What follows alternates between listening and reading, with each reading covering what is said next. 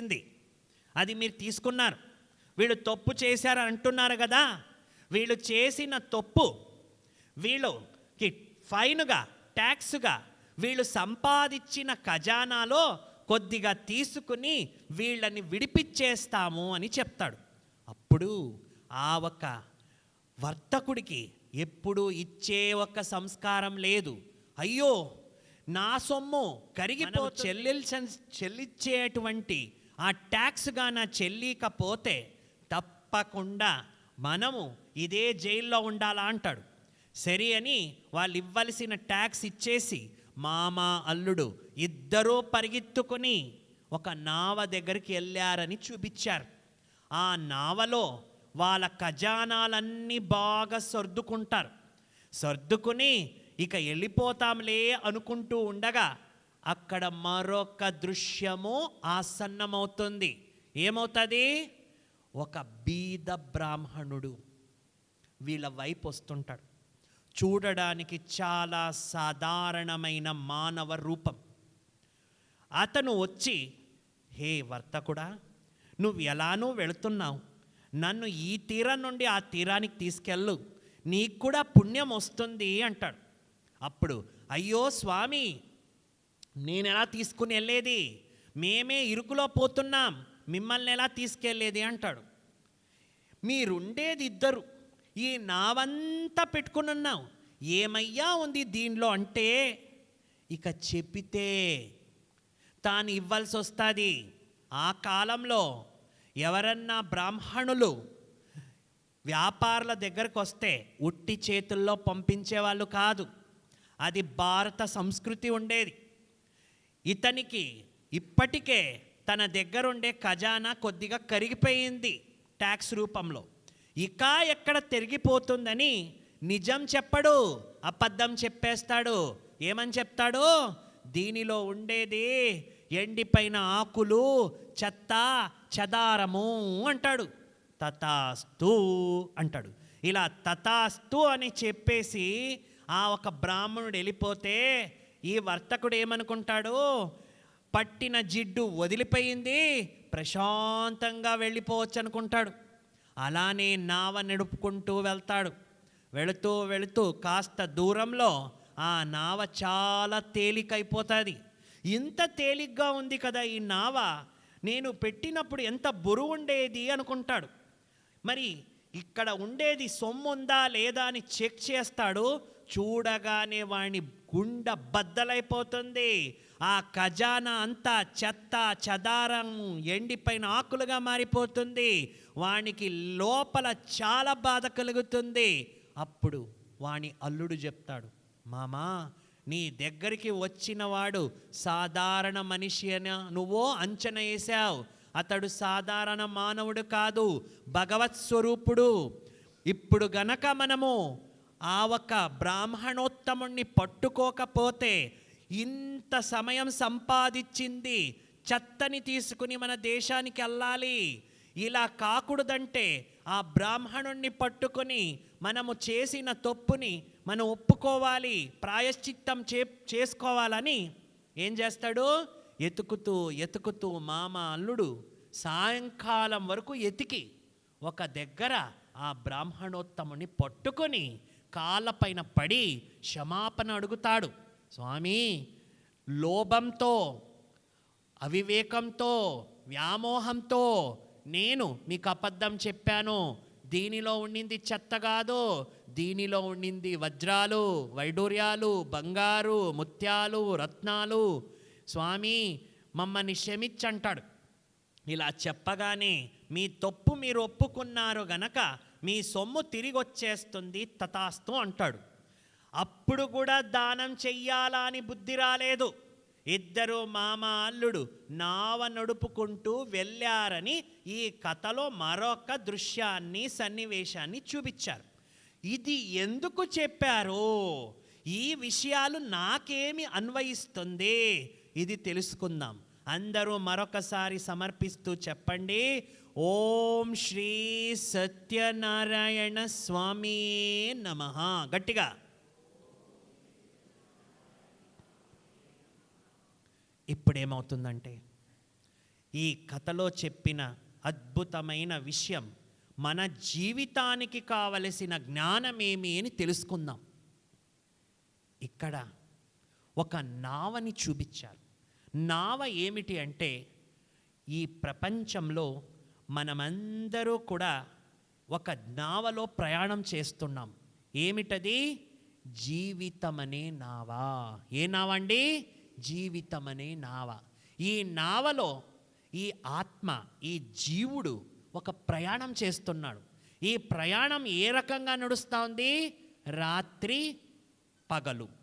పగలు అంటే ఏంటి? డే. రాత్రి అంటే ఏమిటండి? అజ్ఞానం. రాత్రిని దుఃఖ సమయం అంటారు. అలానే దినం అంటే వెలుగుని ఏమంటారు? సుఖమైన సమయం అంటారు. ఈ ప్రపంచంలో ఎవ్వరూ కూడా పర్మనెంట్ సుఖంగా ఉండరు, ఎవరు పర్మనెంట్ దుఃఖంగా ఉండరు. మనమందరూ కూడా ఈ జీవితం అనే నావయాత్రలో ప్రయాణం చేస్తున్నాం. అదే సత్యనారాయణ కథలో చూపించిన నావ. ఆ నావ కనెక్షన్ మన లైఫ్కు ఉంది. మనమందరూ ప్రయాణికులు. ఆ ప్రయాణికుల్ని వర్తకుని రూపంలో చూపించారు, అల్లుడి రూపంలో చూపించారు. మనం వెళుతూ ఉన్నాం. ఈ రాత్రి పగలు అనేటువంటి ఈ ఒక ప్రయాణంలో వెళుతూ వెళుతూ మనం 2 ఖజానాల మూటలని డిపాజిట్ చేస్తున్నాం. అది పుణ్యకర్మ, పాపకర్మ. ఏ కర్మ డిపాజిట్ అవుతుంది చెప్పండి? పుణ్యకర్మమో పాపకర్మం. ఈ డిపాజిట్ చేసుకుంటూ మనం ఈ కలియుగంలో ఎక్కువ చెత్తనే డిపాజిట్ చేసుకున్నాం. కొంతమంది అంటారు, నా దగ్గర ఏం చెత్త లేదు, నా దగ్గర బ్యాంకు బ్యాలెన్స్ బాగుంది, నా దగ్గర మంచి భూములు ఉన్నాయి, నా దగ్గర పిత్రార్జిత సొమ్ముంది, నాకేం కదవలేదు, నేను నా ఒక్క జనరేషన్స్ తినే అంత ప్రాపర్టీ ఉంది అని. ఇది స్థూలమైంది కాదు, మానవుని మనస్సు లోపల ఉండేటువంటి ఖజానా. ఇప్పుడు నేను అడుగుతాను, చెప్పండి, ఈ కలియుగంలో ప్రతి ఒక్కరి దగ్గర ఆ చెత్త ఉందా లేదా? మీరే బదులు చెప్పాలి. అవును లేకపోతే లేదు, ఇది మీరు చెప్పాలి.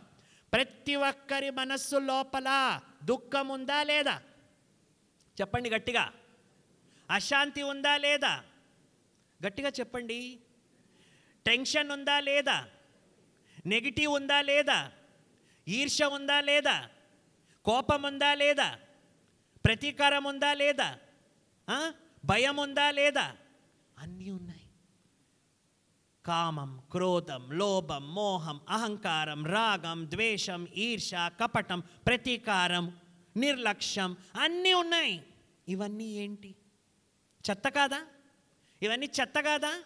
మానవుని ఆత్మ లోపల ఈ చెత్తను తీసుకుని మనము దుఃఖ సుఖ సమయాన్ని దాటుకుంటూ వచ్చేసాం. ఈ జీవితం అనే నావలో వచ్చేసాం.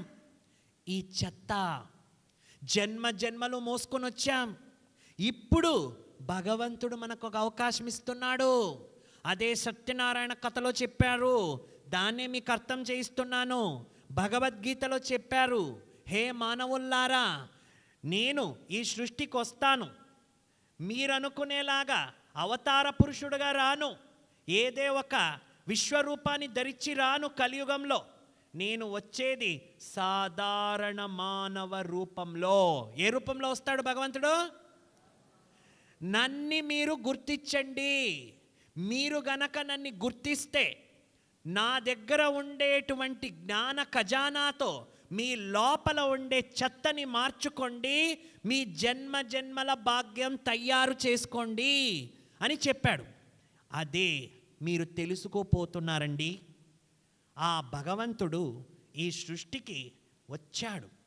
మీరందరూ అనుకుంటారు, ఓం శాంతి వాళ్ళు సత్యనారాయణ కథ ఎందుకు జీవిస్తున్నారు, సత్యనారాయణ కథ ఏంటి, వీళ్ళు చెప్పేది ఏంటి అని. ఆ కథలోని జ్ఞానం, ఆ కథలోని పరమార్థం, ఆ కథలోని ఒక అద్భుత రహస్యాలు చెప్పాలనే ఈ విశేష కార్యక్రమాన్ని భగవంతుడు చేయిస్తున్నాడు. మీరందరూ ఇక్కడ ఒక తాతగారిని చూస్తున్నారు. ఈ మనిషి ఓం శాంతి వాళ్ళ గురువు కాదు, ఓం శాంతి వాళ్ళ స్వామీజీ కాదు, ఓం శాంతి వాళ్ళ భగవంతుడు కాదు, ఒక సాధారణ మానవుడు.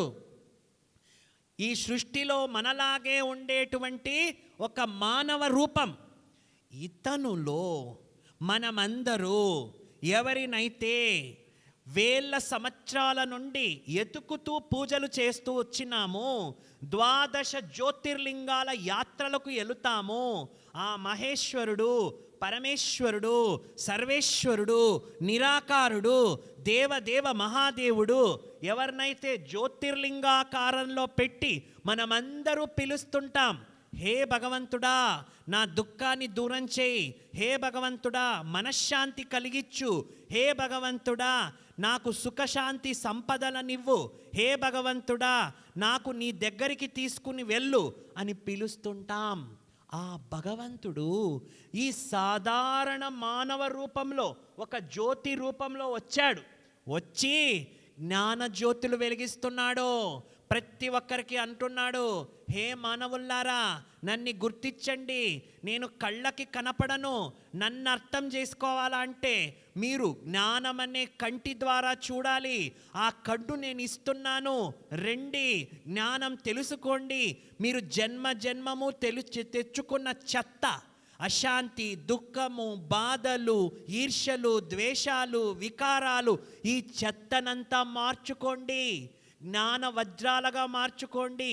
ప్రేమ, సుఖము, శాంతి, ఆనందము, కరుణ, జన్మ జన్మల ఒక సంతోషం, జన్మ జన్మల ఆరోగ్యం, ఇవన్నీ పొందాలంటే మీరు చెత్తని మార్చుకోండి. ఈ చెత్తని మార్చుకునేకి మీకు అవకాశం ఉంది.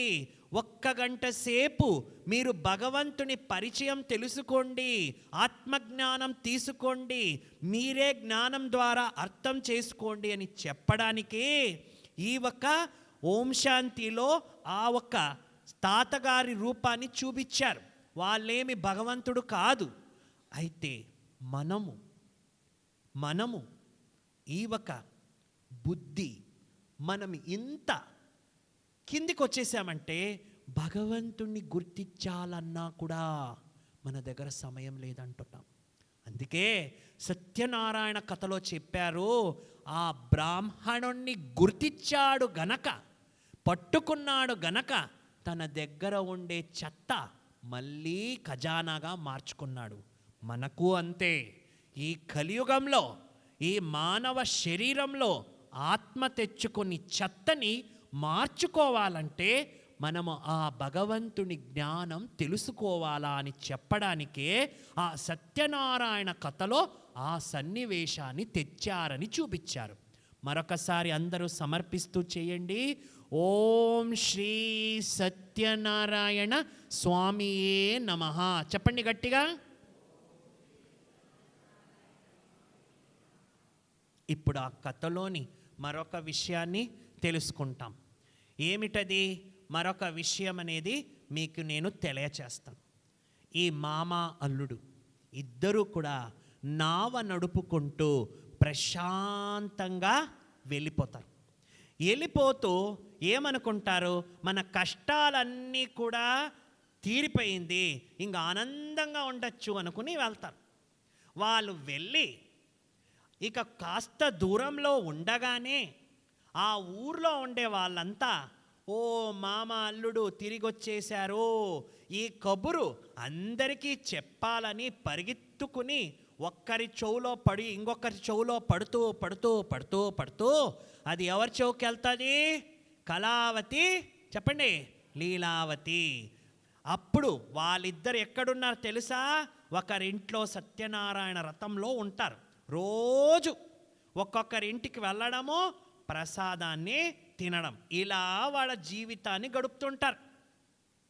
ఈ వార్త వినగానే ఆ వర్తకుని కూతురు కళావతి తన భర్త వచ్చేశారనేటువంటి ఒక సంతోషంలో ఏం చేస్తుంది?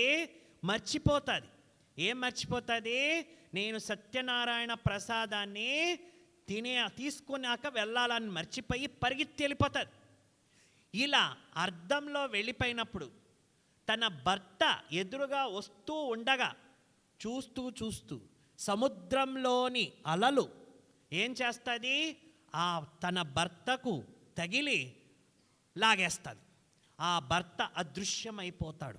అయ్యో ఇదేంటి, ఇలాంటి ఒక పెద్ద ప్రాబ్లం వచ్చింది, నేనేం తప్పు చేశానని చెప్పి బాధపడుతూ ఉంటుంది. ఇప్పుడు గనక నా భర్త మళ్ళీ నాకు తిరిగి రాకపోతే నేను జలప్రళయం అయిపోతానని చెప్పి అక్కడ ప్రతిజ్ఞ చేస్తుంది. అప్పుడు ఆ వర్తకుడు చెప్తాడు, స్వామి సత్యనారాయణ, నేను కదా ఇలాంటి వాయిదా వేసింది, నా అమ్మాయికి ఎందుకు ఈ కష్టం వచ్చింది అంటే, అప్పుడు అక్కడ ఏం చూపించారు తెలుసా? ఒక ఆకాశవాణి పలుకుతుంది, మీ అమ్మాయి ఏం చేసింది, నా ప్రసాదాన్ని తిరస్కరించింది. ఎవరైతే నా ప్రసాదాన్ని తిరస్కరిస్తారో వాళ్ళ కుటుంబాలు విడిపోతాయి అని చెప్పారు. అప్పుడు ఆమె పరిగెత్తుకుని వెళ్ళి దేవుడికి క్షమాపణ అడిగి భావనతో తీర్థప్రసాదాలను అందుకుని ఆమె భర్త మళ్ళీ కలుసుకుని, ఈ వర్తకుడు తన తప్పును తెలుసుకుని 25 సంవత్సరాలు వాయిదా వేసింది. ఎన్ని సంవత్సరాలండి? ఆ ఒక్క విషయం గుర్తించి వైభవంగా సత్యనారాయణ కథ చేస్తాడు. చేసి ఎంతోమందికి చెప్తాడు, నా జీవితంలో నేను చాలా చాలా పొరపాటు చేశాను, మీరెవరు చెయ్యొద్దండి. ఈ మానవ శరీరంలో ఉండే ఆత్మ ఎప్పుడు పోతుందో తెలీదు. ఉన్న సమయంలో 1 గంట సేపు ఆత్మకు కేటాయించండి, మీ మంచి భాగ్యాన్ని చేసుకోండి, నాలాగా చెయ్యొద్దండి, అందరూ సత్యనారాయణ కథలోని జ్ఞానం తెలుసుకోండి అని చెప్పి ఆ వర్తకుడు ఎంతోమందికి ప్రేరణ కలిగిస్తూ సుఖమరణం పొందాడు, స్వర్గస్థుడైపోయాడు అని చెప్పి చూపించారు. మనమేమనుకుంటాం, అయిపోయిందేమో కథ, ఇంకేంటి ప్రసాదం తీసుకుని పరిగెడదాం. లేదు, ఇప్పుడు తెలుసుకుంటారు అసలైన విషయం. మీ జీవితం మార్చుకోవడానికి అవకాశం ఉందా లేదా అని ఇప్పుడు తెలుసుకుంటారు. శ్రీ సత్యనారాయణ కథలో ప్రసాదానికి చూపించినంత విలువ దేనికి చూపించలేదు. ప్రసాదం అంటే ఏమిటి? సత్యనారాయణ ప్రసాదానికి అంత విలువ ఎందుకు ఈరోజు తెలుసుకుంటారు. మనం ఇంట్లో తినేదాన్ని వంట అంటాం, హోటల్లో తినేదాన్ని డిష్ అంటాం, మరి గుళ్ళో తినేదాన్ని ఏమంటామండి? ఇంట్లో నచ్చకపోతే పారేస్తాం, హోటల్లో నచ్చకపోతే డబ్బులిచ్చి పారేస్తాం. కానీ గుళ్ళో కింద పడితేనూ ఏం చేస్తాం? కళ్ళ కొద్దుకొని తింటాం. దానిపైన ఎందుకు వచ్చింది అంత భావన? ఎందుకంటే ఒక ఆహారం ప్రసాదం అని ఎందుకు పిలిచారు? ఈ సత్యనారాయణ స్వామి ప్రసాదానికి వాల్యూ ఎందుకంటే, ఈ ప్రసాదంలో 2 గుణాలు ఉన్నాయి. సత్యనారాయణ ప్రసాదము చిన్నవాళ్ళు, పెద్దవాళ్ళు, ముసలవాళ్ళు, యువకులు, పుట్టిన పిల్లలకి పెడతారు. ఇంత ఎందుకు తెలుసా? ఆ ప్రసాదంలో 2 మంచి గుణాలు యాడ్ అయింది. ఒకటి మధురత, రెండోది నమ్రత. ఒకటి స్వీట్నెస్, ఇంకొకటి ఏముండది పొలైట్నెస్, సాఫ్ట్నెస్. ఒకటి నమ్రత, ఇంకొకటి మధురత. చెప్పండి, నమ్రత, మధురత, సాఫ్ట్నెస్, స్వీట్నెస్. ఈ ప్రసాదాన్ని ఎందుకు తెచ్చారో చెప్తాను, వినండి. ఒక మానవుడి జీవితంలో సంబంధాలని కలుపుకోవాలి. ఒక సంబంధం అంటే ఏమిటి? ఇద్దరిలో ఒక మధురత, నమ్రత ఉండాలి. కానీ కలియుగంలో ఏమవుతుందంటే, మనం అందరూ ఇళ్ళు కడతాం, ఇంటికి మంచి పేర్లు పెడతాం, శ్రీనివాసం, లక్ష్మీ నివాసం, మా ఇంటి వసుదైవ కుటుంబం, నందగోకులం, ఇలా చాలా పెడతాం మనం పేర్లు. స్వీట్ హోమ్, పీస్ హోమ్ అన్నీ పెడతాం. కానీ ఇల్లు అంటే ఉట్టి గోళ్ళు, పిల్లర్సు, ఫర్నిచరు, లగ్జరీ, అది మాత్రం కాదు కదా. ఇల్లు అంటే ఆ ఇంట్లో ఉన్న వాళ్ళ మనసులు ఉండేది. ఆ మనసులు కలుపుకోవడం లేదు. ఒక ఇంట్లో 4 రూములు ఉంటే 4 మొబైల్, 4 ప్రపంచం. భోజనం చెయ్యాలంటే కలుసుకుని చేయలేరు. వస్తూ సంబంధాలలో ఒక రకమైన ప్రేమ, ఒక గౌరవం, ఒక మధురత, ఒక నమ్రత పోతా ఉంది. ఎందుకు పోతా ఉంది? ఆత్మ లోపల ఆ గుణాలు తగ్గిపోతా ఉంది. సత్యనారాయణ ప్రసాదం అంటే మనమేమనుకున్నామో, రవ్వ కేసరిలాగా తీయగా చెయ్యి, లేదంటే గోధుమలాగా అన్నవరం ప్రసాదం చేస్తాం, అది చెయ్యి, అయిపోయింది ప్రసాదం. ఆ ప్రసాదంలో 2 గుణాలు ఉన్నాయి, మధురత, నమ్రత. ఈ ప్రసాదం పొట్టకపోతుంది. కానీ సత్యనారాయణ కథలో చెప్పింది ఆ ప్రసాదంలో ఉండే గుణాలు నీ ఆత్మకి పోవాలా. ఒక సంబంధం బాగుండాలా అంటే మధురత, నమ్రత ఉండాలా. ఈ కలియుగంలో చూస్తున్నారు, అన్ని రకాల జాతకాలు, అన్ని రకాల రాశి ఫలాలు అన్నిటినీ కూడా మ్యాచ్ చేసి ముహూర్తం చేసి పెళ్లి చేస్తాడు. ఈరోజు పెళ్ళి, రేపు టూర్, ఎల్లుండి టాటా బై బై డైవర్స్. ఎందుకవుతుంది ఇలా? సంబంధాలు కలుసుకోవడం లేదు. ఏం ప్రాబ్లం? ఆత్మలో ఆ గుణాలు లేదు. ఎందుకు లేదు? నువ్వు ఆత్మకు జ్ఞానం అనే ప్రసాదం తినిపించడం లేదు. ఏ ప్రసాదం తినిపించడం లేదు చెప్పండి? జ్ఞానము. శరీరానికి ప్రసాదం పెడుతున్నాం, ఆత్మకు పెట్టడం లేదు. సంస్కారం వచ్చేది ఆత్మలో. శరీరానికి ఒక సంతోషం ఇస్తుంది కొద్దిసేపు, కానీ దేహంలో నిలిసిపోదు కదా ప్రసాదం పర్మనెంట్గా. ఆ ప్రసాదం పోవలసింది ఎక్కడ?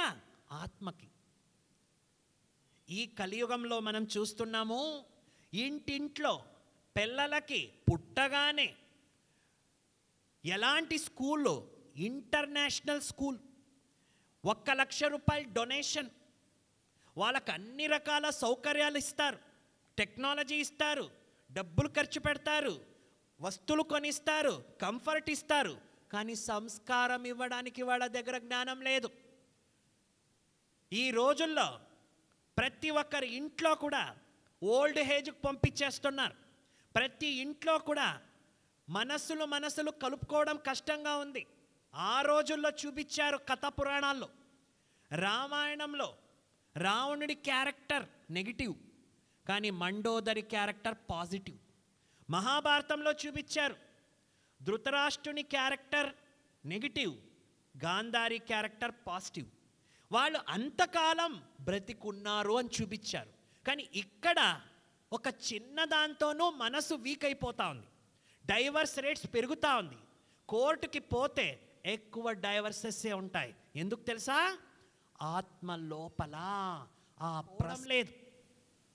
మీకందరికీ నేను నిజంగా అయిన ఒక అద్భుతమైన చిన్న ఎగ్జాంపుల్ చెప్తాను, వినండి. 25 సంవత్సరాల క్రితం ఢిల్లీలో ఇద్దరు ప్రేమించి పెళ్లి చేసుకుంటారు. Software company oracle. ఆ కాలంలో 1,00,000 రూపాయలంటే ఇప్పుడు దాని వాల్యూ 10 లక్షలు. 20 ఏళ్ల క్రితం 1,00,000 అంటే ఇప్పుడు 10 లక్షలు. వాళ్ళిద్దరూ పెళ్లి చేసుకుని ఏమనుకుంటారు? మేమిద్దరూ విడిపోకూడదు, మంచిగా ఉండాలి కలకాలము అని మ్యారీ అవుతారు. 6 నెలలు కూడా కాలేదు, ఇద్దరి మధ్యలో మనస్తాపాలు, గొడవలు, ఈగో క్లాష్. ఏంటి? అహం దెబ్బతినింది. ఇద్దరూ కూడా డిసైడ్ చేశారు విడిపోవాలా అని. ఇద్దరూ కూడా వెళ్ళారు, కోర్టులో అప్లై చేశారు. అక్కడ లాయర్ జడ్జి చెప్పారు, తెచ్చిన గొడవ అహంకారం. ఈ అహంకారం ఉంది కాబట్టే నేను గొప్ప, నువ్వు గొప్ప, నాది పెద్దతనం, నీది పెద్దతనం అనే గొడవలు వచ్చింది. మన ఇద్దరు ఇలా గొడవ పడితే లాస్ అయ్యేది మన జీవితాలకి. మన లోపల ఈ జ్ఞానం అనే ప్రసాదం తినాలా అని డిసైడ్ చేసి ఇద్దరూ కూడా కలిసి రోజు క్లాస్ ఇంటూ పోతారు. వాళ్ళ గొడవలు వస్తాయి, డైవర్స్ తీసుకుంటారా అని. అప్పుడే డిసైడ్ చేసి చెప్తారు, మా జీవితంలో ఇంకెప్పుడు డైవర్స్ తీసుకోము అని చెప్పేసి ఆ డైవర్స్ని క్యాన్సల్ చేసేస్తారు. ఆ తర్వాత ఎన్నో జంటలు విడిపోతుండే వాళ్ళకి మీరు ఒక్క వారం జ్ఞానం అనే ప్రసాదం తీసుకుంటే మీ జీవితాలు మారిపోతుంది, మీ యొక్క సంబంధాలు పాల పంచదారలాగా ఉంటుందని ఎంతోమంది డైవర్సెస్ని క్యాన్సల్ చేసి వాళ్ళ కుటుంబాలని కలిపారు, వాళ్ళ పిల్లలకి మంచి సంస్కారం ఇచ్చారు, వాళ్ళ ఫ్యామిలీ పేరు ఈరోజు గొప్పగా చెప్పుతారు, హ్యాపీ ఫ్యామిలీ. మీరే చెప్పండి, ఒక సంబంధం కలపాల అంటే ఏముండాలా? గుణం. ఏ గుణం ఉండాలా? మధురత, నమ్రత. ఆ గుణం ఎలా వస్తుంది? లోపల ఉండే ఆత్మకు జ్ఞానం అనే ప్రసాదం పెట్టినప్పుడు. ఏ ప్రసాదం అండి? అందుకే సత్యనారాయణ ప్రసాదాన్ని తిరస్కరిస్తే సంబంధాలు విడిపోతుంది అన్నారు. ఏ ప్రసాదం? ఈ రవ్వ కేసరి ప్రసాదము కాస్తసేపు ఉంటుంది అంతే పొట్టలో. ఆత్మలో ఉండాలి సంస్కారం. రోజు ఆత్మ జ్ఞానం ఇస్తూ ఉండు, నీ సంబంధాలు బాగుంటాయి. అది ఒక విషయం. రెండోది, ప్రసాదం అనేది ఎలా తయారవుతుంది? ఈ కాలంలో ప్రతి ఒక్కరూ ఏం చేస్తున్నారు? ఇంట్లో వంట చేస్తున్నారు, టీవీ పెట్టుకుని సీరియల్ చూసుకుని మొబైల్లో ఏదేదో వింటూ ఎవరెవరి గురించో కథలు చెప్పుకుంటూ తిట్టుకుంటూ ఈర్ష్యలు చేస్తూ వంట చేస్తున్నారు. మనమేమనుకుంటున్నాం? ఒక వంట అంటే ఉప్పు, కారము, దానికి పడాల్సిన మసాలా, దానికి వేయాల్సినది అన్నీ వేసాను కదా, బాగుంటుంది టేస్ట్ అనుకుంటాం. అది నాలుకకి రుచి అయ్యేది వేసాం, కానీ మనస్సుకు ఇచ్చే శక్తిని మర్చిపోయాం. నేను మొబైల్లో మాట్లాడుతూ వేరే వాళ్ళని తిట్టుకుంటూ నేను ఆహారం చేశాను అనుకోండి, అదే వైబ్రేషన్స్ వెళ్ళిపోతుంది. ఆ ఆహారాన్ని తీసుకుని మీ ఇంట్లో ఉండే వాళ్ళకంతా పెడితే వాళ్ళ మనస్సులు ఇంకా ఒత్తిడికి వస్తుంది. అందుకే బ్రహ్మకుమారి సంస్థలో ప్రతి ఒక్కరికి మెడిటేషన్ అని చెప్పిస్తారు. మెడిటేషన్ అంటే ఏమీ కాదు, మీరు అన్నీ వదిలేయని కాదు, లేదో అడవికి వెళ్ళిపో అని కాదు, సంసారాలను తెంచుకొని కాదు.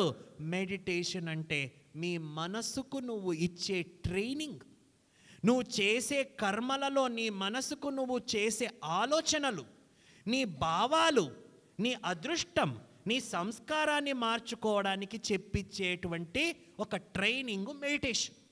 ఈ మెడిటేషన్ చేస్తూ మీరు మీ ఇంట్లో ఆహారాన్ని గనక చేస్తే ఆ ఆహారం ప్రసాదంగా మారుతుంది. ఎలా మారుతుందండి? గట్టిగా చెప్పండి.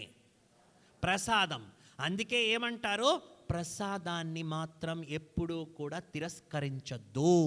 అది తిరస్కరిస్తే మన లోపల ఉండేటువంటి కర్మ, భాగ్యము దానిపైన ఎఫెక్ట్ అవుతుంది. అందుకే ప్రసాదంని మీరు గొప్పగా తీసుకోవాలని చెప్పే సత్యనారాయణ కథలో ఆ ప్రసాదాన్ని అంత వైభవంగా చూపించేశారు. కానీ మనమేమనుకున్నాము? ప్రసాదము అంటే దేవుడి ముందు పెట్టి ఒక మంత్రం చెప్పేసి తినేస్తే అయిపోయిందిలే అనుకున్నాం. కానీ దాని జ్ఞానం తెలీదు.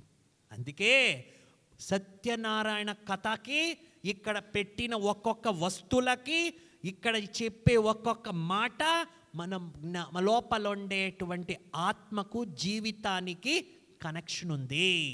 ఇది ప్రసాదం యొక్క మహత్వం. ఏ గుణాలండి? మధురత, నమ్రత. చెప్పండి మరొకసారి, సమర్పించండి. ఓం శ్రీ సత్యనారాయణ స్వామి నమః. ఇప్పుడు చాలా విలువైన మరి 2 విషయాలు తెలుసుకుంటాం. అందరూ పూల అక్షంతులు మళ్ళీ తీసుకోండి. చూడండి, ఇక్కడ మీరు విష్ణుమూర్తిని చూస్తున్నారు, శ్రీమన్నారాయణుడు సత్యనారాయణ స్వామిని చూస్తున్నారు. ఈ సత్యనారాయణునికి 4 చేతులు చూపించేశారు. ఏ మనిషి కన్నా 4 చేతులు ఉంటాయా? మన శరీరంలో ఒక్క భాగం ఎక్కువ ఉన్నా మనం ఆపరేషన్ చేయిస్తాం. ఎందుకు ఆపరేషన్ చేయిస్తాము? అది ఎక్స్ట్రా అని. మరి ఆ దేవుడు, ఆ దేవతా స్వరూపుడు, ఆ గుణస్వరూపుడు, ఆ మహామానవుడి కన్నా పెద్ద దైవీ గుణవంతుడు ఆ నారాయణునికి 4 చేతులు ఎందుకు చూపించారు? అదేంటో శాస్త్రాల్లో చెప్పేశారు, అదేంటో సినిమాల్లో చూపించారు, అదేంటో కథల్లో చెప్పేశారని మనం అనుకుంటాం. చెప్పారండి, కానీ ఎందుకు చూపించారో తెలుసుకోండి. ఒక మానవునికి ఈ రోజుల్లో ఒక్క మొబైల్ పెట్టుకుని ప్రశాంతంగా ఉండేది కష్టం. 4 మొబైల్ పెట్టుకుని ప్రశాంతంగా ఉండు అంటే అవుతుందా? అవ్వదు. అదే రకంగా ఈ నారాయణుని చేతిలో 4 అలంకారాలు చూపించారు. ఎన్ని అలంకారాలు? గట్టిగా చెప్పండి. ఏమేం చూపించారు? శంకు, చక్రము, గదాయుధము, పద్మం. ఈ 4 అలంకారాలు షోగా చూపిలేదు. ఈ 4 అలంకారాలు మన లోపల ఉండే ఆత్మకి ఒక జ్ఞానాన్ని బోధిస్తూ ఉంది. చూడండి, ఒక మనిషికి 4 భాషలు తెలుసుంటాయి. ఎన్ని భాషలమ్మా? అయ్యో అదేంటన్నయ్య మాకు అలా చెప్తారు, మాకు వచ్చేది ఒకే భాష అంటారు మీరు. ఆ 4 భాషలు వినండి. ఒకటోది మాతృభాష, మనం మాట్లాడుకునే భాష. రెండోది మనిషికి వచ్చే భాషని సైగ భాష అంటారు. సైగ భాష అంటే ఏంటి? ఇది అర్థమవుతుంది కదా అందరికీ? ఇది సైగ భాష. మూడోది సంకల్ప భాష. మనం ఎప్పుడన్నా భోంచేస్తుంటే ఎక్కిళ్ళొస్తే ఎవరో గుర్తు చేసుకుంటున్నారంటాం. ఎక్కడో నడుచుకుని పోతుంటే రాయి తగిలితే ఎవరో తిట్టుకున్నారంటాం. ఎవరినన్నా గుర్తు చేసుకుంటే వాళ్ళు మన ముందుకు వచ్చేస్తే మీకు 100 ఏళ్ళు ఆయుస్ అంటాం. ఎప్పుడన్నా ఎవరినన్నా కాల్ చేయాలనుకుంటే వాళ్ళే కనెక్ట్ అయిపోతే వీళ్ళకి ఎలా తెలిసిందంటాం. ఇది ఏ భాష? సంకల్ప భాష. 4వది ఒక భాష ఉంది, ఇది తెలుసుకోండి. అది కలియుగంలో ఒక పెద్ద ట్రేడ్ మార్కెట్ అయిపోయింది. అదే యాడ్ భాష, యాడ్ బిజినెస్. ఏంటి? అడ్వర్టైజ్మెంట్. ప్రతి ఒక్కటి ఒక మెసేజ్ ఇస్తారు. ఒక సీరియల్ చూడు, యాడ్స్. ఒక వాట్సాప్ చూడు, యాడ్స్. ఒక యూట్యూబ్ చూడు, యాడ్స్. ఎందుకు? ఆ భాష కూడా మనిషికి తెలుసు. దానినే మనము దృశ్య భాష అంటాం. ఏ భాష అండి? దాన్ని ఇమేజ్ లాంగ్వేజ్ అంటారు. ఇప్పుడు మీ రావులపాలెంలో ఒక పెద్ద డైమండ్ షాప్ ఓపెన్ అయ్యింది. ఈ ఒక ఆంధ్రప్రదేశ్లోనే పెద్ద డైమండ్ షాప్. ఆ డైమండ్ షాప్ పైన ఒక పెద్ద కటౌట్ పెట్టారు. ఆ కటౌట్లో ఏం చేశారు? ఒక సినిమా యాక్టర్ మంచిగా నగలన్నీ శృంగారించుకుని నవ్వుతూ ఉందన్నమాట. ఆ బొమ్మ మాట్లాడుతుందా ఏమన్నా? వాళ్ళు అడ్వర్టైజ్ చేశారు కదా, అలా పెట్టారు కదా, అది ఏమన్నా మాట్లాడుతుందా లేదా? మాట్లాడుతుందా లేదా? ఆ బొమ్మను ఎందుకు పెట్టారు వాళ్ళు? అక్కడ ఒక భాష ఉంది. ఏం చెప్తా ఉంది ఆ బొమ్మ? మీరందరూ ఈ షాపుకు రండి, నాలాగానే మీరందరూ నగలు కొనండి, మీ ఒంటి నుండి శృంగారం వేసుకోండి, నవ్వుతూ ఉండండి. చెప్పిందా లేదా ఆ బొమ్మ? సేమ్. ఈ నారాయణుడి చేతిలో 4 ఆయుధాలు: శంకు, చక్ర, గద, పద్మ. ఇది ఎందుకు 4 చేతులు చూపించారంటే ఇక్కడ విడివిడిగా చూపించారు. ఒకటి లక్ష్మీదేవి, ఇంకొకటి నారాయణమూర్తి. వీళ్ళిద్దరినీ కలిపారు. వీళ్ళిద్దరూ కలిపితే 4 చేతులు. ఈ 4 చేతులు అంటే వీళ్ళిద్దరిలోనూ కూడా ఆ 4 అలంకారాల గుణాలున్నాయి. అది మనలోనూ ఉంది. అందుకే సత్యనారాయణ స్వామి వ్రతం చేసుకోవాలంటే జంటగా కూర్చోవాలి, ఒక్కరొక్కరు కూర్చోకూడదు. ఇది దంపతులు చేసేది. ఎందుకంటే మీ ముందుండేటువంటి ఆ లక్ష్మీనారాయణులు ఎవరు? ఆది దంపతులు, ఆది దేవతలు. ఈ సత్యయుగము, ఈ సృష్టిలో ఉండేటువంటి ఆది సమయంలో ఉన్న ఒక మానవ స్వరూపాలు, దేవతా స్వరూపాలు, వాళ్ళిద్దరినీ కలిపిన రూపమే సత్యనారాయణ. ఆ సత్యనారాయణ చేతిలో 4 అలంకారాలు ఏమని తెలుసుకోండి. ఒకటోది చక్రం. చక్రం అంటే 2 పేర్లు పిలుస్తారు. ఒకటి స్వదర్శన చక్రము, ఇంకొకటి సుదర్శన చక్రము. చెప్పండి, ఏమిటి స్వదర్శన చక్రం అంటే? సామాన్యంగా మనం ఎవరన్నా ఇద్దరు కలుసుకుంటే 3వ వ్యక్తి గురించి మాట్లాడేది ఎక్కువ, అవునా కాదా? మూడో వ్యక్తి గురించి మాట్లాడుకునేది ఎక్కువ. ఎందుకంటే మనకు స్వదర్శన చక్రం ఉండదు, పరదర్శన చక్రం తిరుగుతూ ఉంటాయి. ఈ స్వదర్శన చక్రము మన లోపలే ఉంది. అది మనస్సు లోపల ఉండే ఆలోచనల చక్రము. ఏ చక్రం అది? ఆలోచనల చక్రం. మానవుని మనస్సులో ఉండే చెడు ఆలోచనలను రాక్షసులు అంటారు, అంటే అసురులు అంటారు. మానవుని లోపల ఉండేటువంటి మంచి ఆలోచనలను దేవతలు అంటారు. అందుకే అక్కడేం చూపించారు? ఒక చక్రం వదిలేశాడు దేవుడు, ఆ పీకలు తెగొట్టాడు, అక్కడ అసురులన్నీ చనిపోయారు అంటారు. అప్పుడు ఏమన్నారు? ప్రపంచం యొక్క జగత్ కళ్యాణం అయింది అంటారు. అది ఎందుకు చూపించారు కథల్లో అంటే, మానవుని మనస్సు అనేది ఒక కురుక్షేత్రం అయిపోయింది, యుద్ధ భూమి అయిపోయింది. ఈ యుద్ధ భూమిలో మనిషి టెన్షన్, చింత, ఒత్తిడి, కోపం, రాగం, ద్వేషం, ఈర్ష్య యుద్ధం చేస్తూ ఉంది మనస్సు. ఈ మనస్సు ఈ యుద్ధం నుండి గెలవాలి అంటే ఆ మనస్సుకు జ్ఞానము అనే చక్రం కావాలి. ఆ చక్రాన్ని స్వదర్శన చక్రము అంటారు. హే మానవుడా, నీ లోపల ఉండే మనస్సులో వచ్చే ఆలోచనలను నువ్వు మార్చుకో, చూసుకో, తెలుసుకో, వాడుకో అని చెప్పడానికే అక్కడ చక్రం చూపించారు. ఇంకొకటి ఏమిటి అద్భుతమైనది అంటే, ఒక కథ రూపంలో వినండి. ఒకసారి హనుమంతుడు వైకుంఠానికి అలిగి వెళ్ళిపోతాడంట. ఎందుకు అలిగి వెళ్ళిపోతాడో తెలుసుకోండి, అది చేసేది మనమే. వెళ్ళిపోయి నారాయణుడికి ఏం చెప్తాడో, స్వామి నేను ఈ భూలోకం వాసుల దగ్గరికి వెళ్ళను, వీళ్ళు వింత వింతగా భక్తి చేస్తున్నారు, నాకు చెప్పడానికే బాగా అనిపించడం లేదు అంటాడు. ఏమైంది హనుమంత చెప్పు అంటే, చూడండి స్వామి, ఈ భూలోక వాసులు వీళ్ళ కోరికలు తీర్చుకోవడానికి నాకు ఒక మంచి ఆలయాన్ని కట్టారు. రోజు 2 పూట్లు వచ్చేవాళ్ళు, ఎంత మంచి భక్తులు అనుకున్నా.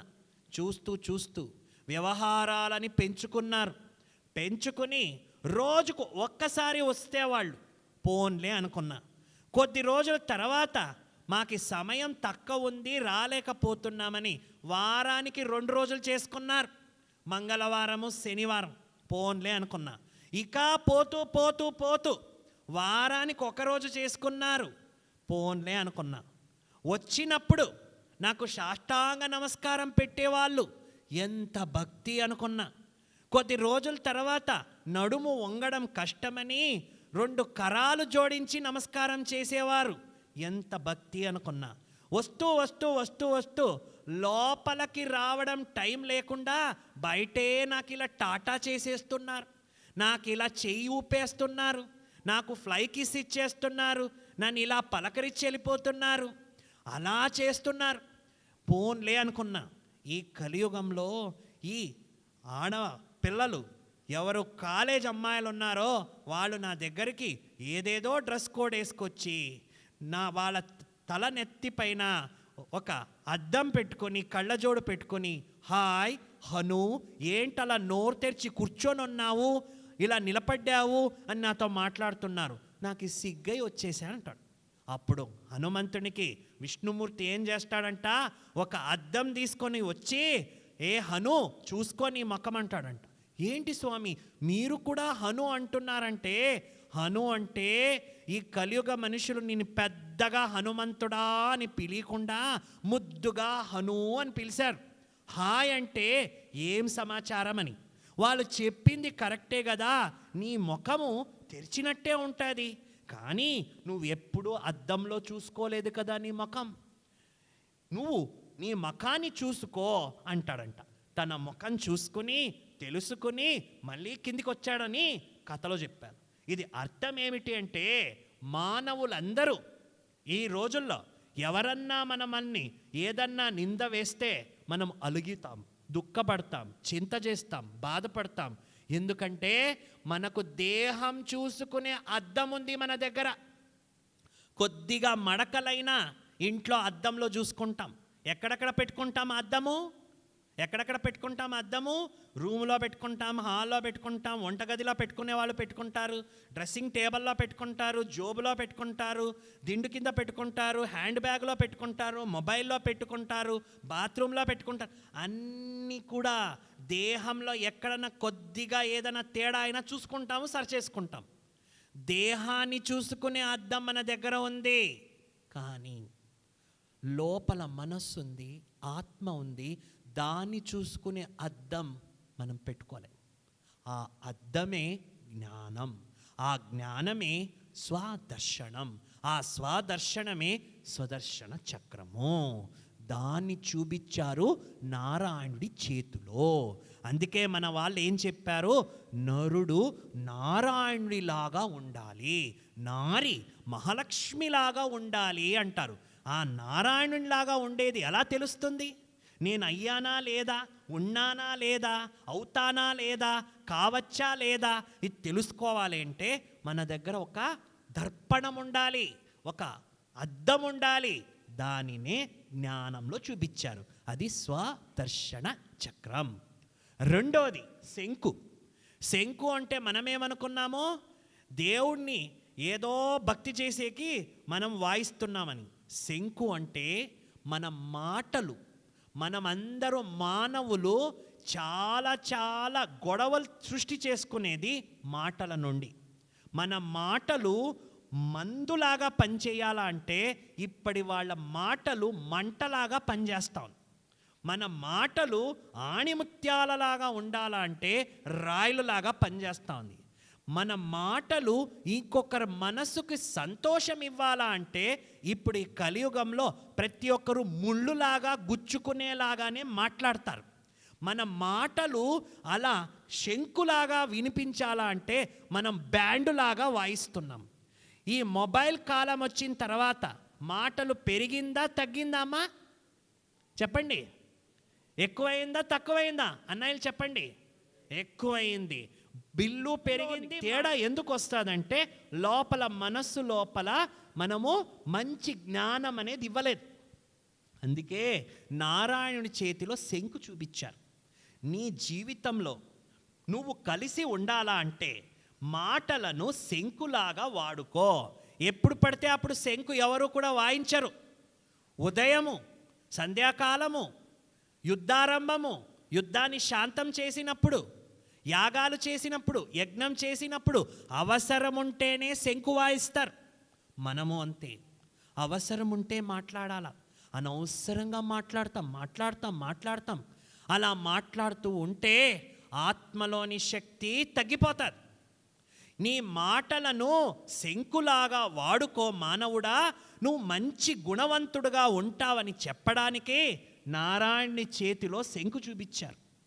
మూడోది, నారాయణుని చేతిలో ఈ ఒక కమల పుష్పం చూపించారు. అందుకే నారాయణునికి ఏమన్నాడు? కమలాకరుడు. ఆ దేవతలకు మనం ఏం చూపిస్తాం? కమల పుష్పం. లక్ష్మీదేవి, గాయత్రీదేవికి కూడా తామర పువ్వు చూపిస్తాం. కమలముఖే, కమల నయనే, కమలహస్తే, కమలపాదే, కమలహాసిని అంటాం. ఎందుకు కమలం చూపించారు? ఏ దేవుడు కూడా తామర పువ్వు పైన కూర్చున్నాడని కాదు. నీ జీవితం తామర పువ్వులాగా పెట్టుకో. ఎలా పెట్టుకోవాలి జీవితము? తామర పువ్వు. తామర పువ్వు ఎక్కడుంటుంది? బుడదలో ఉంటుంది, బుడదలో పుడుతుంది, కానీ బుడద నుండి దూరంగా ఉంటుంది.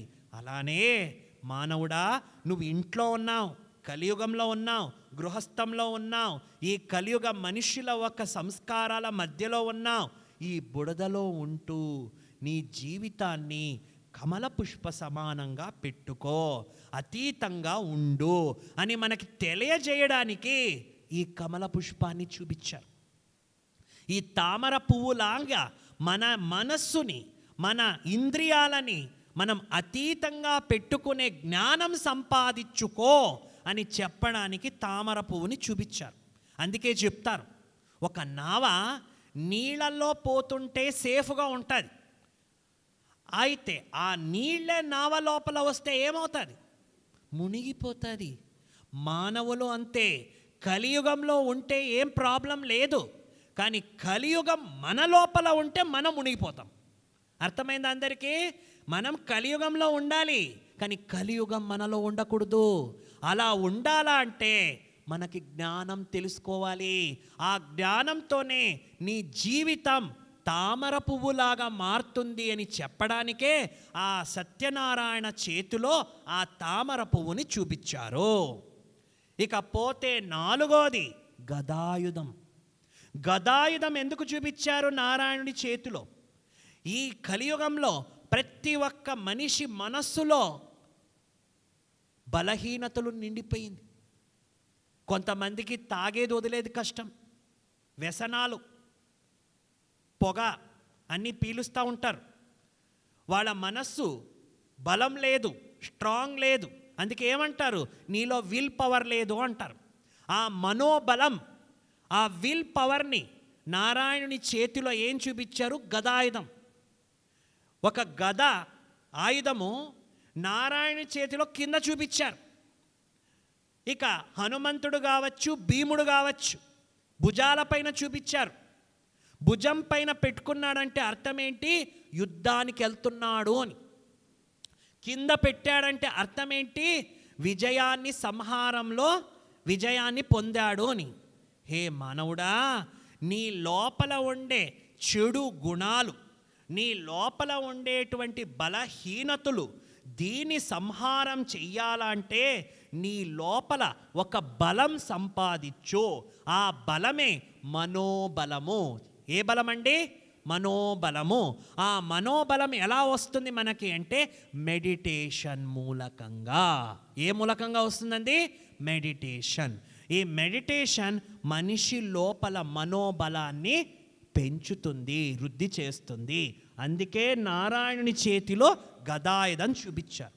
ఈ రకంగా మనము గనక శంకు, చక్రం, గదాయుధం, పద్మం, ఈ 4 ఏ గుణాలు ఉన్నాయి తెలుసుకున్నారు.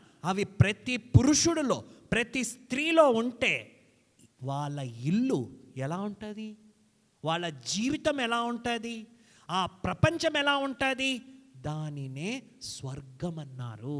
ఏమన్నారండి? ఇప్పుడు ఇంటింట్లో ఒకరి దగ్గర చక్రం ఉంటుంది, ఇంకొకరి దగ్గర గదాయుధం ఉంటుంది, ఇంకొకరి దగ్గర కమల పుష్పం ఉంటుంది, ఇంకొకరి దగ్గర శంకు ఉంటుంది. ఒక అలంకారం ఉంది, ఒక అలంకారం లేదు. ఒకటి ఉంది, ఒకటి మ్యాచ్ కాలేదు. ఎందుకు? మానవునికి ఆత్మకి కావలసిన జ్ఞానము తగ్గిపోయింది. అందుకే సత్యనారాయణ కథలో మీరు సత్యనారాయణ పూజ చెయ్యాలంటే ఈ పటమే ఎందుకు పెట్టాలి? ఈ 4 చేతులుండే పటం ఎందుకు పెట్టాలి? ఎందుకంటే ఆ 4 చేతులు భార్యాభర్తని కలిపిన చేతులు. ఆ 4 అలంకారాలు ప్రతి ఆత్మలో ఉండే గుణాలు. అందుకే సత్యనారాయణ స్వామి కథ లోపల ఈ భావచిత్రాన్ని పెట్టుకుని దంపతులు కూర్చుని పూజ చేస్తారు. అర్థమైందా అందరికీ కూడా? అందరూ కూడా మరొకసారి చెప్పండి, ఓం శ్రీ సత్యనారాయణ స్వామి నమః. చెప్పండి గట్టిగా. ఇంతవరకు మీరు ఈ కథ లోపల చెప్పిన విషయాలు, అలంకారాలు, సన్నివేశాలు తెలుసుకున్నారు. ఇప్పుడు తెలుసుకోపోయేది పూజా సామాగ్రులు ఎందుకు పెట్టారు. ముందుగా అందరూ మీ దగ్గర ఉండే కుంకుమ తీసుకోండి. కుంకుమ మీ ఏళ్లలో కుంకుమ తీసుకోండి. నేను చెప్పింది విని దేవుడికి సమర్పించా. అందరూ కుంకుమ తీసుకోండి. చాలామంది ఏమనుకుంటారు? కుంకుమ ఎందుకు పెడతారు?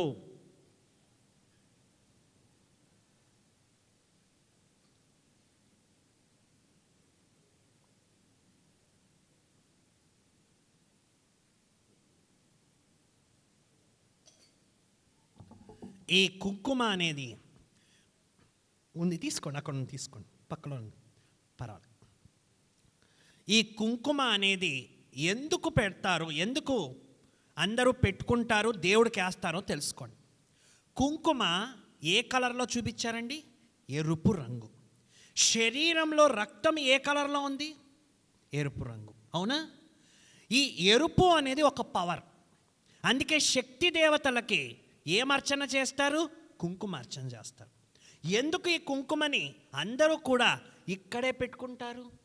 ఈ ఒక భ్రూమధ్య స్థానంలో పెట్టుకుంటారు. ముక్కు పైన ఎందుకు పెట్టుకోరు? చెవు పైన ఎందుకు పెట్టుకోరు? చంప పైన ఎందుకు పెట్టుకోరు? ఎందుకంటే ఈ శరీరంలో ఒక శక్తివంతమైన ఆత్మ ఉంది. ఆ ఆత్మలో ఈ కుంకుమలో ఉండే గుణం ఉంది. అది పవర్. పవర్ అంటే ఎవరినో కొట్టేది, తన్నేది, డబ్బు పవర్, పదవి పవర్ కాదు. పవర్ అంటే ఈ శరీరంలో ఉండే ఆత్మ, మనస్సు, బుద్ధి, సంస్కారం, పంచేంద్రియాలు, అది చేతులు, కాళ్ళు, ముక్కు, నోరు, చెవులు, చేయిలు, అన్ని ఇంద్రియాల కన్నా నేనొక పవర్ఫుల్ ఆత్మ ఈ దేహంలో ఉన్నాను అని తనకు తాను గుర్తు చేసుకోవడానికే కుంకుమ పెడతారు. కుంకుమ అంటే నా లోపల ఉండే ఆత్మ ఒక శక్తి. ఆ శక్తి నాలో ఉంది, అది నారాయణునిలోనూ ఉంది, ఆ భగవంతునిలోనూ ఉంది అని చెప్పడానికే ఆ కుంకుమని దేవుడికి అర్పిస్తారు. అందరూ చెప్పండి, నేను ఒక శక్తిశాలి ఆత్మను. నా లోపల ఈ మనస్సు కన్నా శక్తి ఉంది, ఈ పంచేంద్రియాల కన్నా శక్తి ఉంది. ఓం శ్రీ సత్యనారాయణ స్వామి నమః. అర్పించండి కుంకుమ, అర్పించండి కుంకుమ, దేవుడికి అర్పించండి. నెక్స్ట్ పసుపు తీసుకోండి, వాళ్ళు ఇస్తారు మీకు. పసుపు తీసుకోండి. పసుపు ఏమిటి? పసుపు అనేది ఒక సహనానికి, ఒక శీతలతకి, ఒక అంగీకారానికి గుర్తింపు. వంటలో పసుపు వేస్తారు. ఎందుకు? తిన్నది ఆ పొట్టలో నిలబడాలి అని. ఆత్మకు ఈ పసుపు అనేది ఏమి గుర్తు చేస్తాదంటే, హే మానవుడా, నీ లోపల సహించే గుణముంది, అర్థం చేసుకునే గుణముంది, అంగీకారం చేసే గుణముంది. ఆ గుణాన్ని నువ్వు వృద్ధి చేసుకో, నీ జీవితం సంతోషంగా ఉంటుంది అని గుర్తు చేసుకోవడానికే ఆ పసుపుని చూపిస్తారు. అందుకే ఏం చేస్తారు? భార్యాభర్తలని ఎవరైనా మీరు ఇంటికి పోతారు కదా, ఏంటి పేరంటానికి, దానికి పసుపు కుంకుమ ఇస్తారు. ఎందుకు పసుపు? పసుపు ఏం చేస్తుంది? మీ సహన గుణాన్ని గుర్తు చేస్తుంది. కుంకుమ ఏం చేస్తుంది? మీ శక్తి గుణాన్ని గుర్తు చేస్తుంది. ఈ రెండూ ఉంటే మీ సంబంధం బాగుంటుంది. అది ఏ గుణాలు? అది ఆత్మలోని గుణాలు. అది దేవుళ్ళలోనూ ఉంది, నాలోనూ ఉంది, ప్రపంచంలో అందరిలోనూ ఉంది. ఆ గుణాలని గుర్తించు అనేందుకు పసుపు తెచ్చారు. అందరూ చెప్పండి, నేనొక ఆత్మ, నా లోపల సహనం అనే గుణముంది. ఓం శ్రీ సత్యనారాయణ స్వామి నమః. నెక్స్ట్ అక్షతులు తీసుకోండి. అక్షతులు చేతిలో పట్టుకోండి. అక్షతులు ఎందుకు పెట్టుకున్నారు? అక్షతులు అంటే ఏం చేస్తారు? ఎవరిదన్నా ఆశీర్వాదం తీసుకోవాలంటే పరిగెత్తిపోతారు, మా పైన దీవెనలు ఇవ్వండి అని. అక్షతలు ఎప్పుడు వేస్తారు? ఎవరికన్నా కళ్యాణం చేస్తే గట్టి మేడం అన్నప్పుడు అందరూ అక్షతలు వేస్తారు. అక్షతలు అంటే ఆశీర్వాదాలకి సంకేతం. ఏమిటండి అక్షతలు అంటే? ఆశీర్వాదాలకి సంకేతం. మనమందరూ దేవుడికి అర్పిస్తాం, పెద్దల దగ్గర తీసుకుంటాం. అక్షతలు అంటే గుడ్ విషెస్, దానినే శుభభావనలు అంటారు. ఏమంటారండి? శుభభావనలు. ఈ కలియుగంలో ఏమవుతుందంటే, ఎవరి దగ్గరన్నా ఆశీర్వాదాలు పొందాలా అంటే వాళ్ళ కాళ్ళపైన పడతారు. వాళ్ళ కాళ్ళపైన పడినప్పుడు వాళ్ళ గురించి ఎవరికన్నా నచ్చలేదంటే నోట్లో మాత్రం ఏం చెప్తారో? అక్షతలు వేసేటప్పుడు బాగుండు అంటారు, లోపల నీ జీవితం బాగుపడదు అనుకుంటారు. అంటే ఏంటి? లోపల భావాలు, లోపల ఇంటెన్షన్స్ అది బాలేదు అంటే నీ ఆశీర్వాదాలు పనిచేయవు. హే మానవుడా, నువ్వు దేవతల ఒక భూమి. ఈ భారతదేశం అంటే దేవనగరి, దేవభూమిలో పుట్టావు. నువ్వు హిందూ సంప్రదాయంలో పుట్టావు. హిందూ అంటే ఏంటి? గతంలో ఉండే దేవతల వంశస్థులు అని. అందుకే ఇంట్లో ఏం పెట్టుకుంటారు? మా ఇంటి దేవుడండి, మా ఇంటి కులదేవత అండి, మా ఇంటి దైవం అండి, మా ఇంటి ఇలవేల్పండి అంటారు. కులదేవత అంటే ఏంటి? కులం అంటే ఏమిటి? ఈ భారతదేశంలో వసుదైవ కుటుంబం ఉండేది, ఆ లక్ష్మీనారాయణల రాజ్యం ఉండేది. ఆ కులంలో అందరూ యథా రాజారాణి తథా ప్రజ ఉండేవాళ్ళం. మనమందరూ దేవతా కుటుంబంలో జీవించిన వాళ్ళు. భారత భూమికి అందుకే దేవభూమి అన్నారు. ఆ దేవతా భూమిలో మనం పుట్టిన వాళ్ళు గనకనే ఈ రోజుల్లో కూడా ఆ దేవతలకు పూజ చేస్తారు. ఇళ్లల్లో ఆ దేవతల పటాలు పెట్టుకుని మా ఇంటి కులదేవత అంటారు. అర్థమైందా అందరికీ కూడా? కానీ ఆ దేవతలకి మనం చేతులు ఎలా చూపించామండి? ఇలా చూపించాం, అవునా కాదా? ఇలా అంటే ఏంటి? ఆశీర్వాదం. ఇలా అంటే ఏంటి? ఆశీర్వాదం. ఇలా అంటే ఏంటి? ఒకరితో అడుక్కోవడం, అవునా కాదా? ఇది ఎవరికీ నచ్చదు. ఇలా ఇష్టం, ఇలా ఇష్టం, ఇలా ఇష్టం లేదు. మన ఆత్మ గత జన్మలలో అంటే ఈ ఒక్క సత్యయుగము దేవతా కులంలో సంపూర్ణ సుఖశాంతిలో ఉండేవాళ్ళు, ఆరోగ్యంగా ఉండేవాళ్ళు. అందుకే దేవతల దగ్గరికి వెళ్ళి, అమ్మా తల్లి దేవుడా నాకు మంచి ఆరోగ్యమి, నాకు సుఖాన్ని, నాకు శాంతిని. ఎందుకు ఆ దేవతలను అడిగేది? ఆ దేవతల్లో ఉండే గుణాలు మనలోనూ ఉండే. ఆ ఆశీర్వాదాలు వాళ్ళు ఇచ్చినట్టే మనము ఇచ్చేవాళ్ళం. అందుకే దేవతల ముందు అక్షతులు వేస్తారు. ఏమేస్తారండి? అక్షతులు. అక్షతులు ఏమిటికి సంకేతమో? ఆశీర్వాదాలకి సంకేతం. చెప్పండి, నేను ఈ అక్షతులలాగా ప్రతి ఒక్కరికి ఆశీర్వాదాలిచ్చే ఒక దైవీ గుణ ఆత్మను. ఓం శ్రీ సత్యనారాయణ స్వామి నమః. నెక్స్ట్, మీ దగ్గర గంధం ఉంటే తీసుకోండి, లేకపోతే పూలు పెట్టుకోండి. గంధం ఉంటే పట్టుకోండి, గంధం లేదంటే లేదు అని అనుకోవద్దు. ఇక్కడ ఒక్కరు దేవుడి ముందు పెట్టింది అందరికీ పెట్టినట్టే. గంధం లేకపోతే ఊరికే పూలు తీసుకోండి. వినండి, గంధం అనేది మన ఆత్మ లోపల గుణం. అందుకే ఎవరన్నా గంధాన్ని, ఈ శ్రీగంధపు చెక్కని ఒక క్లాత్, ఒక గుడ్డలో కట్టేసి పెట్టేశారనుకోండి, ఒక 15 రోజుల తర్వాత ఆ శ్రీగంధం సపరేట్ చేయండి. ఆ గంధంలో ఉండే సుగంధం ఈ క్లాత్కి వస్తుందా లేదా? వస్తుందా లేదా? ఎందుకు? ఎలాంటి సంఘంలో ఉందో ఆ గుణం వచ్చింది. అలానే హే మానవుడా, నువ్వు మంచి సంఘంలో ఉండు. నీ లోపల గంధంలో ఉండే గుణం ఉంది. ఆ గంధం ఎలా పరిమళాన్ని వ్యాపిస్తుంది, నువ్వు కూడా నీ చుట్టూ ఉన్న వాళ్ళ దగ్గర మంచి జ్ఞానము, గుణము అనే పరిమళాన్ని వ్యాపించు. ఆ గంధంలో ఉండే గుణం నీలోనూ ఉంది అని గుర్తు చేసుకోవడానికే ఆ గంధం పెట్టుకుంటారు. ఆ గంధం ఎలా ఉంటుంది? శీతలంగా ఉంటుంది, కూల్. మన లోపల కూడా ఆ శీతలమైన గుణం ఉంది. అది నేను ఆత్మ అని చెప్పడానికే ఆ గంధాన్ని మస్తకం మధ్యలో పెట్టుకుంటారు. చెప్పండి, నేను ఒక ఆత్మ, గంధంలాగా శీతల గుణాన్ని వ్యాపించేటువంటి ఒక దైవీ గుణ స్వరూపము. ఓం శ్రీ సత్యనారాయణ స్వామి నమః. నెక్స్ట్, విభూది తీసుకోండి. విభూది లేకపోతే పూలు.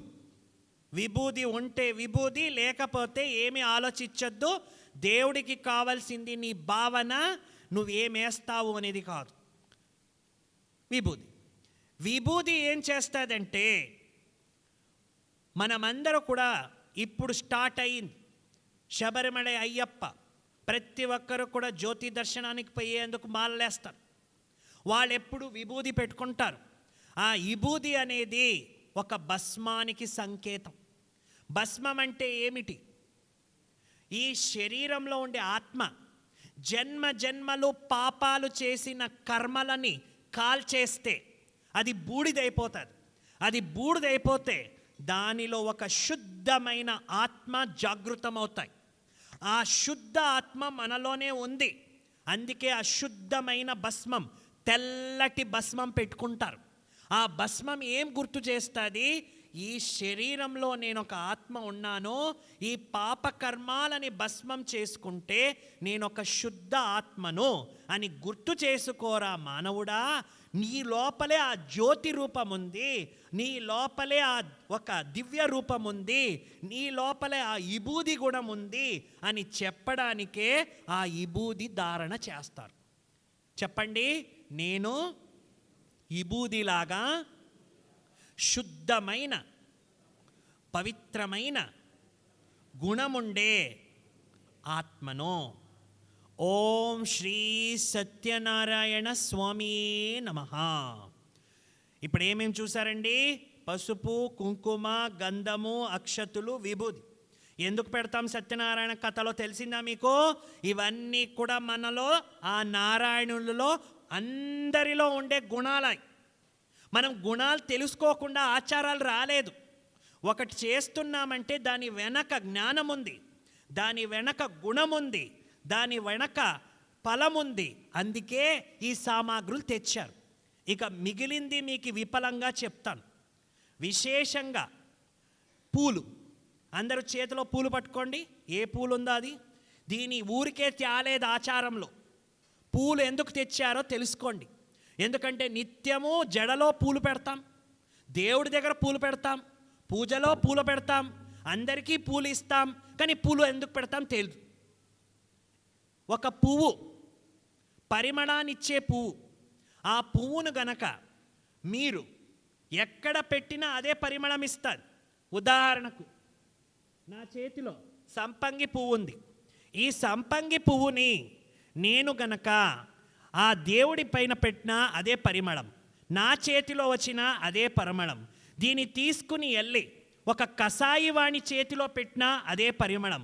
దీన్ని తీసుకుని వెళ్ళి ఎవరో ఒక మహా ఋషి దగ్గర ఇచ్చినా అదే పరిమళం. ఈ శవం పైన పెట్టినా అదే పరిమళం. ఇండియాలో ఉన్న అదే పరిమళం, అమెరికాకి తీసుకెళ్ళినా అదే పరిమళం, బీదివాణి దగ్గరున్నా అదే పరిమళం, ధనవంతుడి దగ్గరున్నా అదే పరిమళం. ఏ మూలలో ఎక్కడ పెట్టినా ఇది దాని గుణాన్ని వదలదు. అవునా కాదా? అవునా కాదా? అదే రకంగా హే మానవుల్లారా, మీ అందరి లోపల ఆత్మలో ఈ దివ్య గుణం అనేటువంటి పువ్వు లాంటి గుణం ఉంది. ఏ పువ్వు ఉంది మనలో? పువ్వు లాంటి గుణం ఉంది. మీరెందుకు వదిలేస్తున్నారు? మీరెందుకు దీన్ని వదిలేస్తారు? ఒక వ్యక్తి మీకు దుఃఖం ఇచ్చాడనుకోండి, మీరెందుకు దుఃఖాన్ని తీసుకుని పువ్వు లాంటి మీ గుణాన్ని వదిలేస్తారు? ఒక వ్యక్తి మీకు నింద చేశారనుకోండి, మీరెందుకు మీ లోపల ఉండేటువంటి మంచి గుణాన్ని వదిలి వాళ్ళలాగా మీరు వర్తిస్తారు? ఎందుకంటే మీరు లోపల ఈ ఆత్మలో ఉండే పువ్వుని మర్చిపోయారు, ఆ గుణాన్ని మర్చిపోయారు. భగవంతుడికి మాత్రం పూలేస్తూ వచ్చారు. అది కూడా ఎన్ని పూలు తెలుసా? వెరైటీ కలర్ పూలు. అది కూడా ఎన్ని రంగులు తెలుసా? వెరైటీ రంగులు. ఎంత డెకరేషన్ ఉంటే అంత అందం, నేత్రానందం. డెకరేషన్ ఏమి? నేత్రానందం. కానీ గుణమేమి? ఆత్మానందం. ఏ ఆనందం కావాలి? రెండూ కావాలి. రెండూ కావాలా వద్దా? నేత్రానందము కావాలి, ఆత్మానందము కావాలి. మరి ఏ ఏ గుణాలు ఉండింది పూలులాగా మనలో? 7 గుణాలు. అందుకే సప్త గుణాలు, సప్త ఒక స్వరాలు, సప్త ఋషులు ఇలా చెప్తూ వచ్చారు. అలానే ఆత్మలో 7 గుణాలు ఉన్నాయి, సప్త గుణాలు. ఏమిటి చెప్పండి?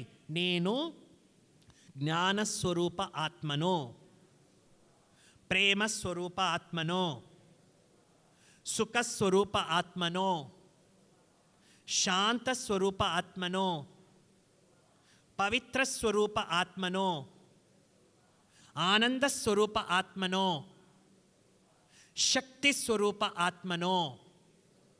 ఈ సప్త గుణాలు కూడా ఆత్మలో పూలులాగా ఉండే గుణాలు.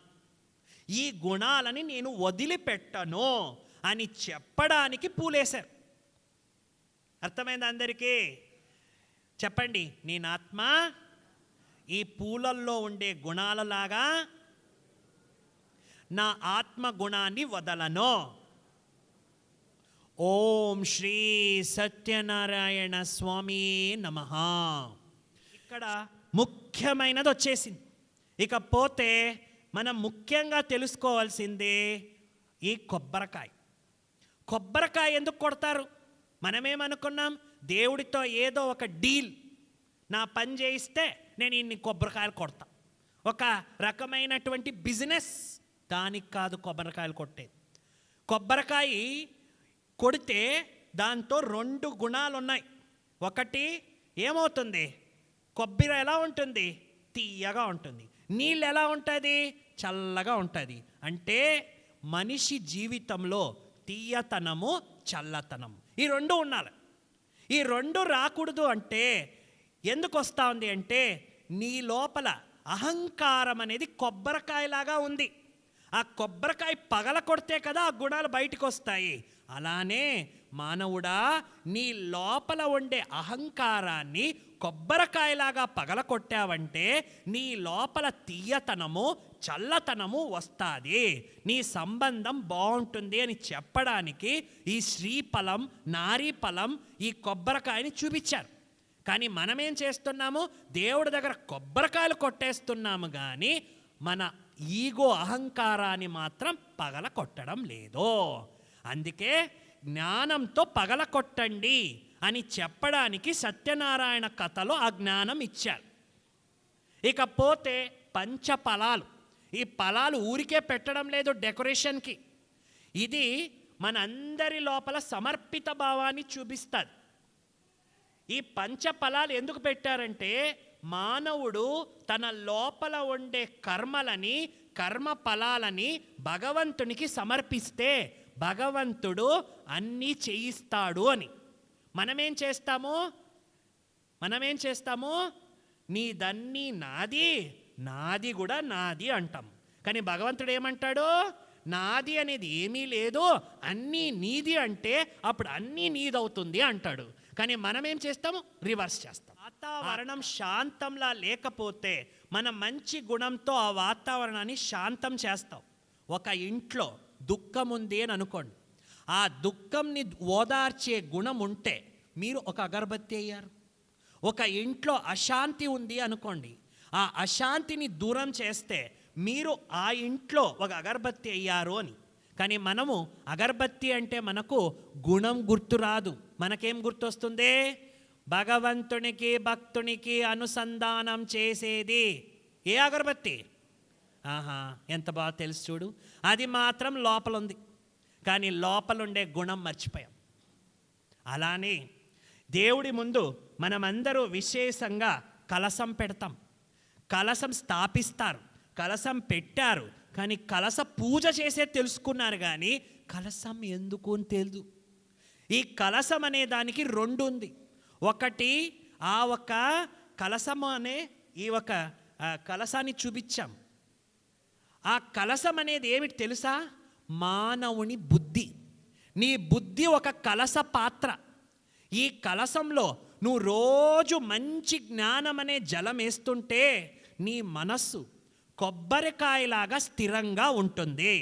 అందుకే ఏం చెప్తారు, కలశం కదిలిచ్చద్దు అంటారు. ఎందుకు, అది మంచి శుభం కాదు అని. కానీ మానవుని మనసు ఏమైపోయింది, భ్రమిస్తూ ఉంది, ఎక్కడెక్కడో తిరుగుతూ ఉంది.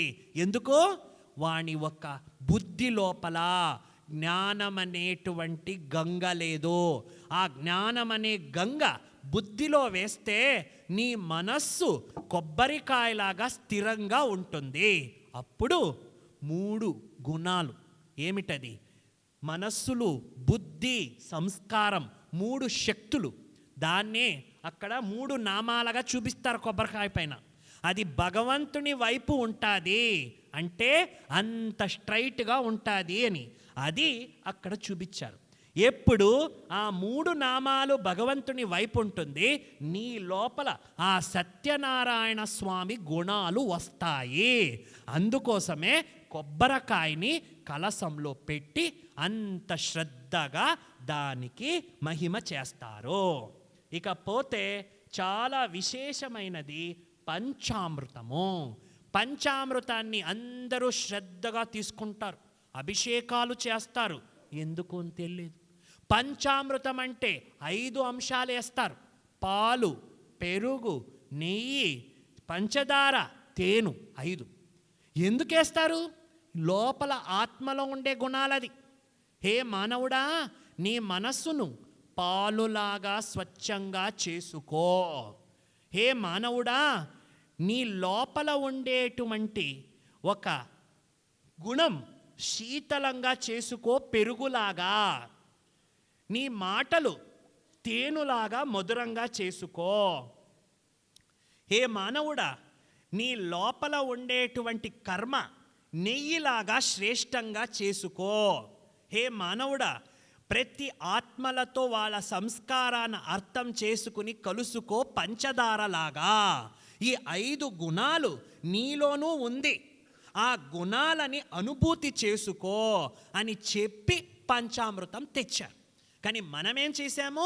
దేవుడి పైన లీటర్ పాలేస్తాము, మన స్వచ్ఛత రాలేదు. దేవుడి పైన తేనె పోస్తాము, మనలో మధురత రాలేదు. దేవుడికి నెయ్యేస్తాము, మన కర్మలో శ్రేష్టత రాలేదు. దేవుడికి పంచదార పెడతాము, మన లోపల ఆ సంస్కారాలను కలుపుకునే గుణం రాలేదు.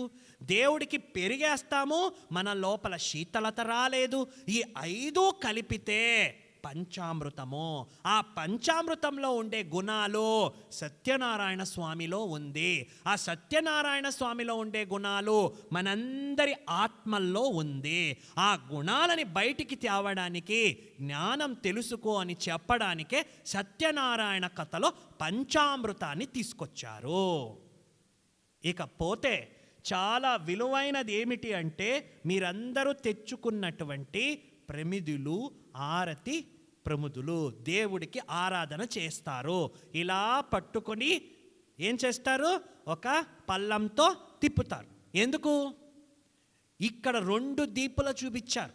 ఒక దీపం ఈ దేహంలో ఉండే ఆత్మ, ఇంకొక దీపం సృష్టికంతా పెద్దవాడు పరమాత్మ. ఆ భగవంతునికి నేను ధన్యవాదాలు అర్పిస్తున్నాను, థ్యాంక్స్ అర్పిస్తున్నాను. మనిషి ఏదన్నా చిన్న సహాయం చేస్తే థ్యాంక్ యూ అంటాం. కానీ భగవంతుడు మనకు చేసిన ఉపకారాలనే మనం మర్చిపోయాం.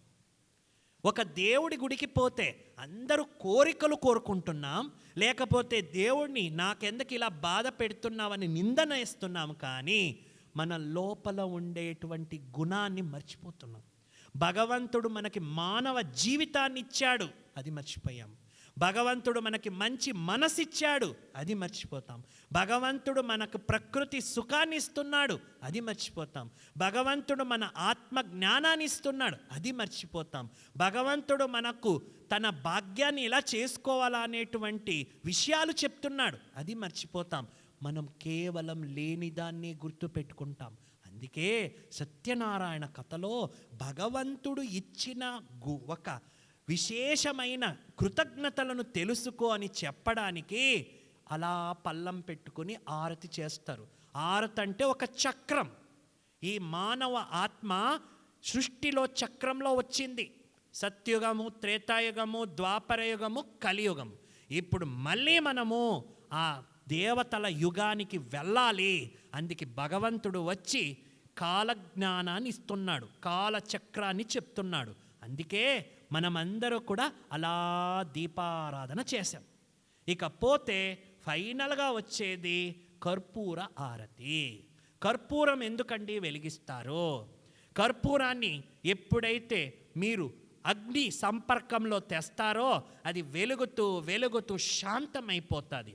అలానే మన లోపల ఉండే ఆత్మ భగవంతునితో బుద్ధి జోడింపజేస్తే అక్కడ ఒక యోగాగ్ని, యోగ జ్వాల ప్రకటమవుతుంది. అందుకే జ్వాల అంటే కేవలం ఒక అగ్గిపెట్టి పెట్టుకొని నిప్పు వెలిగించేది కాదు. జ్వాల అంటే ఒక కనెక్షన్.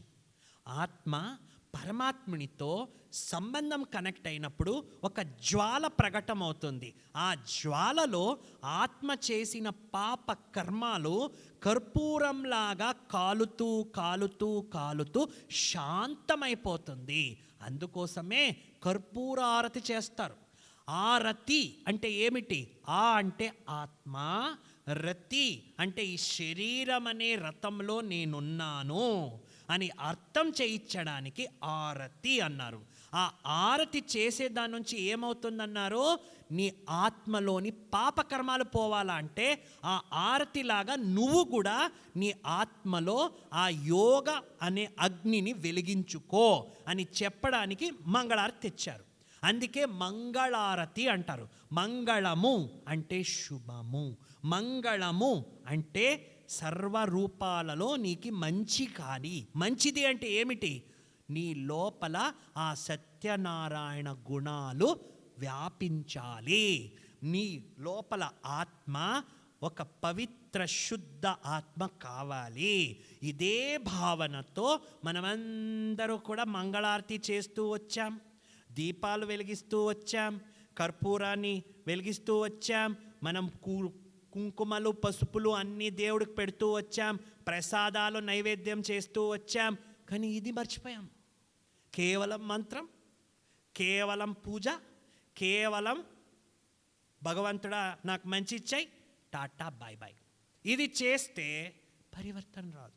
మరి ఇది వస్తే, ఇది ఇలా కాకపోతే ఎంత సమయం నుంచి మనం కథ వింటూనే వచ్చాం, కానీ ఎందుకు పరివర్తన కాలేదు? కానీ ఎందుకు మానవుడిలో దుఃఖం పోలేదు, చింత పోలేదు, భయం పోలేదు, అశాంతి పోలేదు, బాధలు పోలేదు? ఎందుకంటే మానవుడు శరీరం కావలసిన క్రియ చేస్తున్నాడు, కానీ ఆత్మకు కావలసిన కర్మ చేయడం లేదు.